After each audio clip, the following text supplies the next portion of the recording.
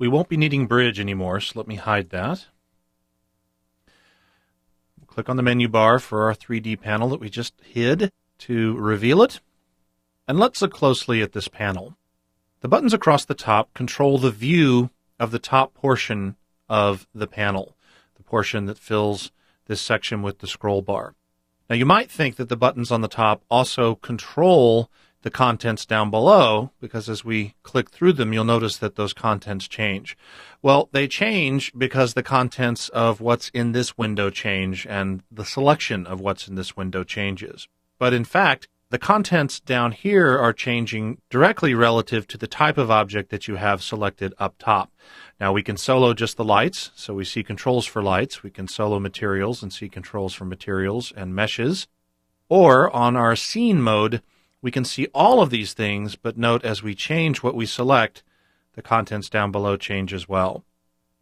As for what we're selecting, well, the little things that look like cylinders are the meshes. Those are the shapes that actually make up the model that we're interacting with. In a simple model that you've created, you'll sometimes just have a single shape. But of course, in the last chapter, we made the complex element that you see on screen. Now, you may notice that I went to the trouble of naming the elements for you. I thought that would be a tedious way to start a lesson, so I went ahead and did that work for you. Naming an element is incredibly simple. If you wanted to change cup to chalice, for example, you would just double-click on it, at which point you can give it a new name. Hit return. Wait a second, and now the model's been updated with the new name. I did not go to the trouble of naming all of the materials, which are the square icons that you see here. Some of them already brought in some names from the 3D objects from which they were imported, but more to the point, we're going to be creating our own materials and in some cases applying new materials, such as the one that we just created. So naming these actually, in some cases, would be a bit of a waste of time, so I left them at their defaults. And we also saw this in the last chapter, but just to be perfectly clear, when you select a scene and a 3D tool, you get the 3D widget out here, and that allows you to manipulate the entire scene. But if you want to manipulate individual elements inside a scene, you need to use the controls that are found in the 3D palette here. So if we select this base element, for example, you now see a repeat of the same controls you would find for the tools, but now represented here in the windows. And by using these versions of the tools to, for example, rotate an element, only that element within the scene gets affected. Let me undo that because we don't want to do that. Now you'll find these tools both in the mesh controls and the lighting controls. If you switch over here to lighting, you'll see that we have similar controls for rotating and for positioning lights, as well as a couple of other specialty controls that I'll get to in a little bit. Now, in terms of using these little icons along the top, they can be useful to solo only certain elements. But the only way to view the entire scene is with a combination of this first button, the scene button, and clicking on the word scene at the top, which is not available to you in these other options. So in order to get to the render settings for the scene, to control what the scene is going to look like, you first have to click this top button all the way on the left and then select scene at the top. And that gives us easy access, at least inside the panel, to our render settings. There are render settings in the 3D menu, as well as a bunch of other options, some of which we'll get to in the context of this lesson. But for now, let's have a look at some of the presets that are available to us in this first pop-up that says custom render settings, but in fact contains a whole lot more. There's a few little utility choices in here, such as bounding box, that gets rid of everything useful on screen. So I never particularly use that. And I encourage you to go through and explore all of these different settings. Some of the ones that you may find interesting include normals, which gives us a really pretty result. And if you don't know what you're seeing here, normals in the world of 3D refers to the direction that is perpendicular to a face. So basically, when you want to know the normal of the surface, you're wondering which way the texture should face. So when you're looking at a normals map, it's assigning a different color to every direction that a polygon can actually face on screen. So normals is a very quick way to get an interesting 3D representation of your model and tell at a glance if any of your faces might be flipped or otherwise messed up. It's also just kind of a trippy and pretty way to look at things, and it renders very, very quickly. So if you need to set up a scene and don't care about lights and textures and stuff, normals can actually be kind of fun because it works really, really rapidly and still looks interesting. There's also depth map, which is an intriguing concept. It basically represents distance from the camera as a shade of gray. So when you select depth map, you can actually see details in here, but instead of shading in any kind of realistic way, the pixel value that's assigned is based on how far that face is from the camera. This can be extremely useful for creating utility layers that can be used to control, for example, depth of field, or even in some cases, bump maps. For now, though, let's move on to Solid, which is the default render setting for Photoshop.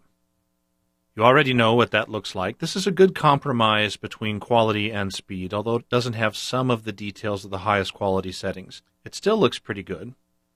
And then Ray Traced would be your usual choice for final rendering. Ray Trace will include things like shadows. If we turn that on, you can see we suddenly get a much, much more realistic looking scene just because the various lights that are added to our scene by default are actually casting shadows on our objects, which adds a lot more realism.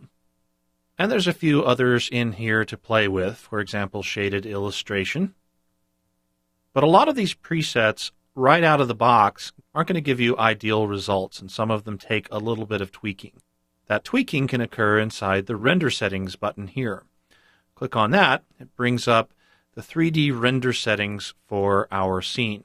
And in our case, a face style of solid is in fact useful for an illustration.